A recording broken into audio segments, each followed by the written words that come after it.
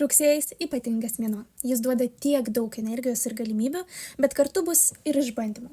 Šiuo laikotarpiu labai verta pradėti mokytis. Tęsti mokslus arba atrasti savo mokytoją, iš kurio galėsite semtis įkvėpimo ir naujų žinių. Šie sprendimai atneš gerą kryptį ir finansinę gausą ateinantiems 30 metų.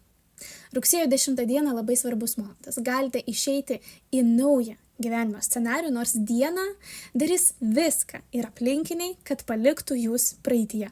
Nepasiduokite. Mažiau dvejonių, daugiau veiksmų. Rugsėjo 13. Atkreipkite dėmesį į smulkmenas. Juose bus daug ženklų ir užuominų. Rugsėjo 17 dieną tema tėvai ir vaikai. Skirkite laiko šeimai arba jei reikia atsiskirkite nuo tėvų. Praleiskit laiką su artimaisiais, jeigu seniai nesimatėt, ir būtinai, jeigu esate tėvai, su savo vaikais. Rugsėjo 19. Labai spalvinga astrologinė diena. Viskas gali apsiversti per vieną akimirką. Nepraleiskite šansų. Labai svarbi data. Na, po užtemimo koridoriaus rugsėjo 24-25 dienomis labai svarbu imtis kardinalių veiksmų, kurie paleis didelius pokyčius pusei metų į priekį. Rugsėjis nelengvas, bet jei išnaudosite jo galimybės, jis taps jūsų tramplinu į naują epochą.